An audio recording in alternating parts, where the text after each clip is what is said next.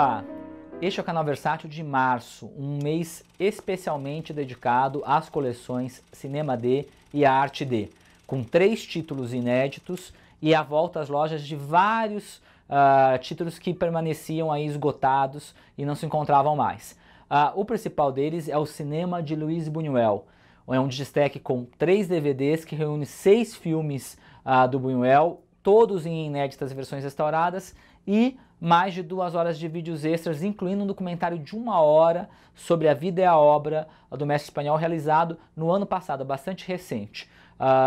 No disco 1 nós temos Tristana, Uma Paixão Mórbida, um dos filmes mais famosos do Buñuel, já da fase final dos últimos anos da carreira dele, com a Catherine Deneuve e Fernando Rey. Uma coisa importante é que o filme, apesar de ser uma produção francesa, ele foi filmado na Espanha e inteiramente em espanhol. Tá?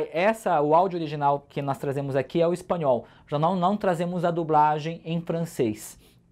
Tá?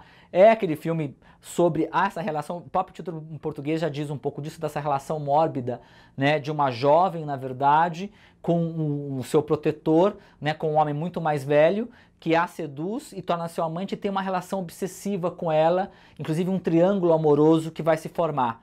Né? Aí a crítica à burguesia, ao catolicismo, a toda essa relação amorosa numa chave, digamos, anárquica, na visão que o Buñuel faz ao personagem do Don Lope, é um personagem essencial nesse sentido. A trajetória do que o Don Lope se propõe a ser e como ele chega ao final. Preste atenção nisso.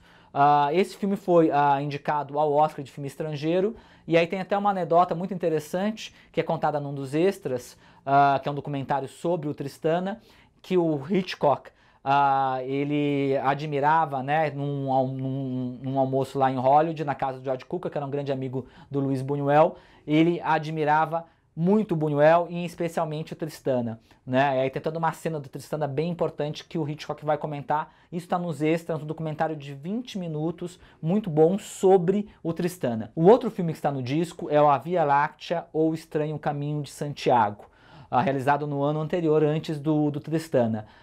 Como o próprio nome já diz, ele está falando o quê? Da peregrinação, a famosa peregrinação religiosa a Santiago de Compostela. E é um filme do Buñuel que ele fez na parceria com o Jean-Claude Carrière. Jean-Claude Carrière dá um depoimento muito interessante nos extras. E é um filme que o Jean-Claude Carrière se estudou junto com o Buñuel, todas as heresias, a história da religião, teologia.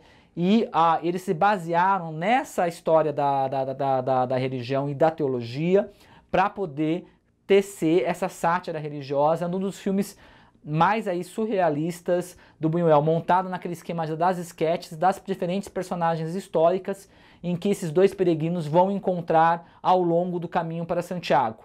E com todo aquele humor bastante corrosivo, né, sobre diversos dogmas. É um filme que até hoje ele exala bastante a polêmica e pode chocar algumas pessoas aí apegadas a esses dogmas. E a grande discussão que está em torno aqui é o que o Carrière fala, que a própria criação do dogma, ela já traz em si uma heresia, né? Então é bastante interessante o filme, vale muito a pena, uma versão realmente recentemente restaurada, ainda mais com esse extra. No disco 2, nós temos o filme mais importante da caixa, que é O Fantasma da Liberdade, um filme já, o penúltimo filme realizado pelo Buñuel. Depois ele realizaria apenas Esse Obscuro Objeto do Desejo. E esse filme de 74, ele é considerado, pelo Buñuel, o seu filme testamento, o seu filme favorito. E é um dos filmes mais famosos do Buñuel no sentido que toda uma série de situações, são esquetes, né, de situações absurdas. Já começa lá atrás, num relato que se passa em Toledo durante a invasão das tropas napoleônicas, numa situação absurda que acontece lá, entre o soldado e uma morta, e avança até o período da década de 70. E é todo um filme que esse comentário surrealista está impregnado de um comentário político, daquela visão corrosiva, a visão bastante crítica do Buñuel às instituições da sociedade, sobretudo à burguesia, ao catolicismo, e tem a famosa, das cenas muito famosas desse filme, aquela sequência em que a sala de jantar se transforma no banheiro e o banheiro se transforma na sala de jantar. Então é um filme que, você vendo hoje, é um filme que, um dos filmes que emblematizam a arte do Luis Buñuel. Aí nós temos no mesmo disco A Morte Nesse Jardim, que já é um filme, é uma, digamos, a pérola da caixa, no sentido que é um filme da fase mexicana, que a Versátil mesmo não tinha lançado. A gente lançou vários filmes da fase mexicana, esse filme não foi lançado, ele é produção mexicana, mas falado com atores franceses e falado em francês. Inclusive uma atriz muito famosa, Simone Signoret. Ele lembra bastante, na obra do Buñuel, claro que é um filme não tem a mesma potência dramática, a mesma força que Os Ambiciosos, mas aquela ideia de você ambientar em cenários num país não identificado da América Latina, passando por um processo revolucionário. Então estamos em meio de uma revolução, né, iniciada por garimpeiros que são explorados, e aí um grupo aí de pessoas, bastante iconoclasta de pessoas, eles vão, na verdade, se envolver, estão envolvidos, né, se veem envolvidos nessa revolução e numa situação de fuga desse ambiente opressor. Tá? É muito interessante que mesmo num relato, numa narrativa, digamos, mais tradicional, como na fase mexicana do Buñuel, o Buñuel vai colocar, encaixar suas obsessões visuais, as suas obsessões temáticas. Você percebe que não é um filme, apesar de encomenda, que sai, digamos, de uma maneira tradicional, convencional. O Buñuel, o olhar diferenciado do Buñuel está lá, seja na construção da personagem, nas situações e nessas obsessões visuais dele que sempre retornam nesses filmes. No disco 3 nós temos O Diário de uma Camareira, que é um filme que merece a redescoberta na caixa, porque ele marca, já é o primeiro filme da fase francesa do Buñuel, depois, né, que ele termina esse período no México. É um filme é muito importante na carreira do Buñuel como esse divisor de águas, que é um filme de 64, com a Jeanne Bourreau, baseado numa obra da literatura francesa. Tem o Michel Piccoli também no elenco. E é um dos filmes mais críticos, mais mordazes, a visão ácida da burguesia, e aliás, com uma maneira bastante cruel, bastante humor negro também. E reparem na personagem da Jeanne Moreau. O que ela representa, qual que é a transição que ela passa pelo filme. Né? E é um filme que essa questão da luta de classes, ela está dada a todo momento. E é um filme extremamente cruel, extremamente brutal, né? Nas suas constatações. E há um excelente documentário realizado especificamente sobre o filme, com uma interpretação muito interessante da proposta do Buñuel. Então vale muito a pena assistir o filme e depois assistir ao documentário que está aí nos extras sobre o Diário de uma Camareira. Acho que é uma grande redescoberta dessa caixa. E aí nós temos o Simão do Deserto também representando a fase mexicana. Vai ser o último momento que ele vai trabalhar lá com a Silvia Pinal no elenco, com o produtor que trabalhava com ele, o Alatriste, né, o Gustavo Alatriste, e o Cláudio Bruch, que também trabalhou com ele em vários filmes. E a ideia é muito interessante, tem um depoimento da Silvia Pinal que fala, porque é um filme de 45 minutos, né, ele chega, digamos, ser um curta-metragem, está entre o curta e está entre o média-metragem. Era para ser um filme em episódios. Na verdade, eles convidaram o Fellini, convidaram o Jules Dassin, mas eles queriam impor o Jules Dassin, a Melina Mercury, o Fellini, a Giulietta Masina. E a ideia era fazer os 3 segmentos com a Silvia Pinal. E acabou, então, não saindo do papel, ficou apenas esse segmento, mas é o exemplo do cinema do Buñuel. Um filme de 45 minutos, mas que toda a temática, a questão do fanatismo religioso, ao humor, aquela visão iconoclasta, e toda a ambiguidade que está sobre qual que é essa personagem do Simão, né, do deserto, né, que é esse ermitão. Qual que é o milagre no filme? O que representa o milagre? O que representa a religiosidade? É abordado de uma maneira ambígua. Prestem atenção nisso, mas é um filme brilhante na sua curta duração, com um final que é realmente tirado da cartola pelo Buñuel, um final bastante interessante, que faz a ponte com o presente, e é um filme que inclusive ganhou o prêmio especial do júri em Veneza. Então não é uma obra menor do Buñuel, pelo contrário, faz parte dos grandes filmes do Buñuel e está nessa caixa, fechando a caixa do Buñuel. Aí nós temos o Arte do Robert Bresson, que é uma edição limitada com 4 cards. Isso é muito importante, porque a série Arte D, poucos títulos, poucos volumes são edições limitadas com cards. Esse é um deles, então aproveitem para comprar agora. Ele vai estar em Digistack com os cards, tá? Aí são 4 obras-primas, na minha opinião, uma das melhores caixas já lançadas pela Versátil.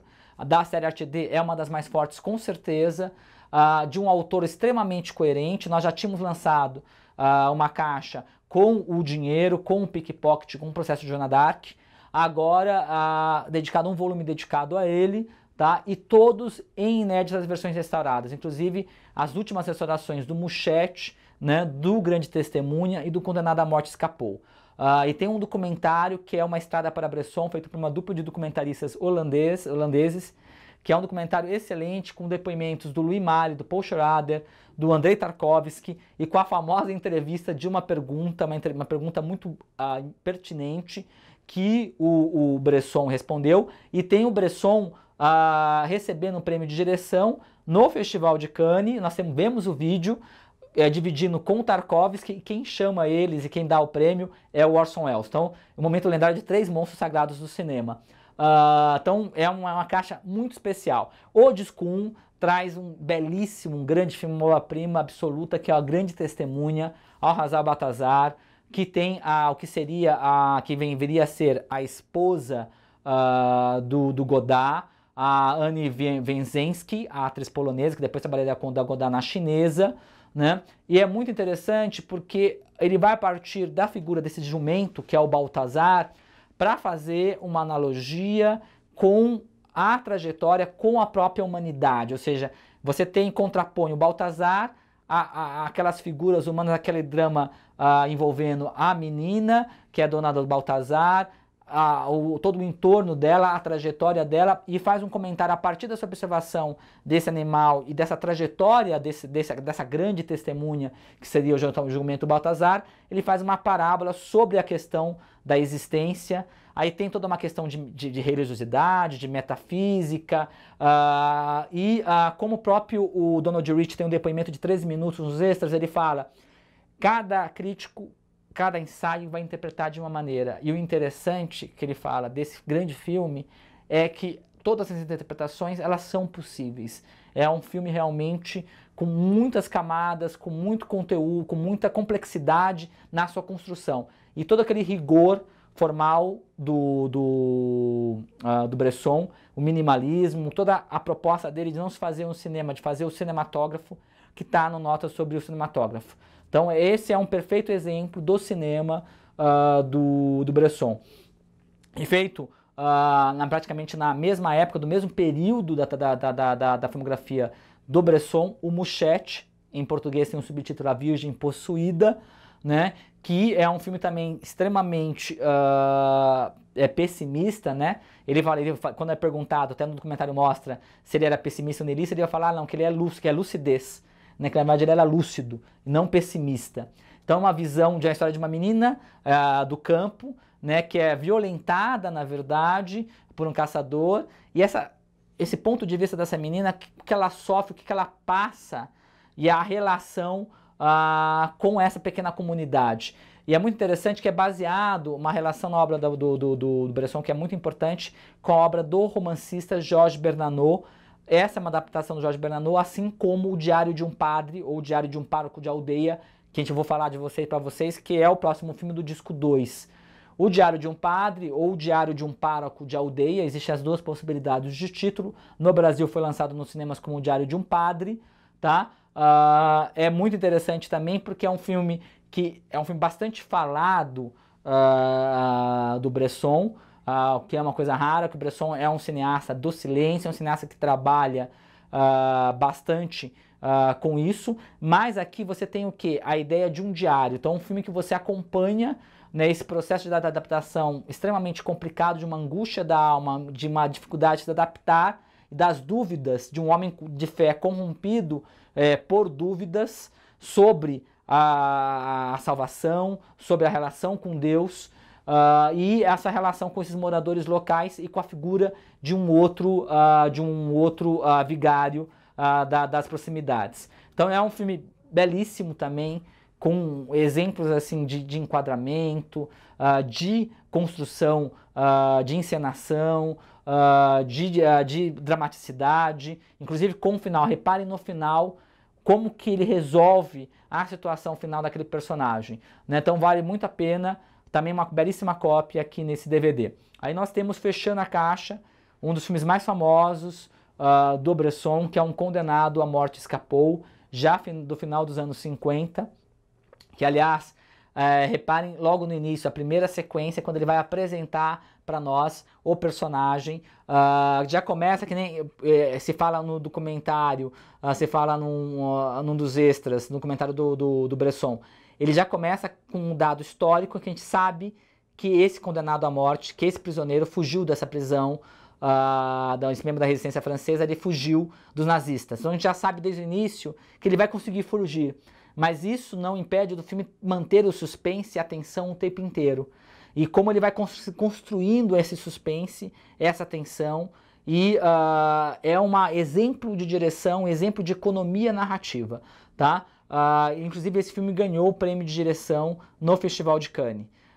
É um dos grandes filmes do Bresson. Outra coisa, já tinha sido lançado em DVD no Brasil, mas a qualidade da cópia e da restauração aqui é extremamente superior. Então a gente procura no ArtD trazer esses filmes significativos dos diretores, inclusive nessas novas versões restauradas que permitem a gente ver ainda com melhor qualidade a obra desses diretores. O terceiro lançamento é o Cinema de Jean-Luc Godard, em exclusividade com a Livraria Cultura e a FNAC.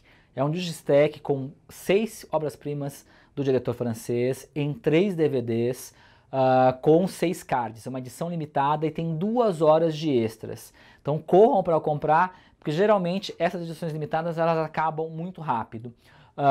No disco 1 nós temos A Chinesa, que é um filme super significativo justamente por representar a geração de 68 no cinema, todo o engajamento político, a discussão sobre o maoísmo, e agora recentemente teve até aquela comédia que mostrou os bastidores aí do envolvimento do Godard com a Anna Wieniawski, que é a atriz polonesa, que está inclusive, curiosamente, nesse mês da Versátil, na Grande Testemunha, tá? Então é o filme que está apresentado na versão restaurada, com excelente depoimento, uma análise de meia hora nos extras, tá? Então vale muito a pena ver esse importante filme do Godard, que ele já vai ser o momento de transição para a fase seguinte, que é a fase do grupo Dziga Vertov com o Jean-Pierre Gorin.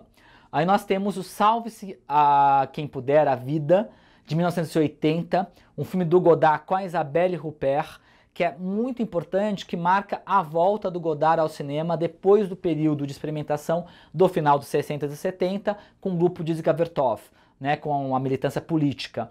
Aqui nós temos, na verdade, é um filme do Godard que já vai essa volta ao cinema com a ideia do filme ensaio, que vai se aprofundar nesses filmes que a gente vai ver depois da caixa, que é O Paixão e o Infelizmente para Mim. Então é um filme extremamente chocante em alguns momentos, extremamente relevante e que vai discutir essa questão aí das relações amorosas, relações sexuais, e ainda se discerne um fio narrativo aqui. Depois o Godard vai abandonar essa questão da narrativa para pensar o cinema de outra maneira, tá? Então isso é muito importante, é um filme que marca essa transição, a volta do Godard ao cinema, mas volta no cinema já numa outra chave, tá? Diferente da chave da Nouvelle Vague, tá? E aí nós temos da fase Nouvelle Vague, ou logo após Nouvelle Vague, a fase, digamos que nos cinemas a mais acessível, mais popular do Godard, sem nenhum demérito nessa expressão,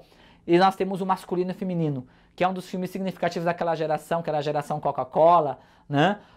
Com Jean-Pierre Léaud, outro filme com Jean-Pierre Léaud, né, na caixa, nós já tínhamos A Chinesa, né? Que vai falar justamente aí dos diferentes casais, da juventude francesa.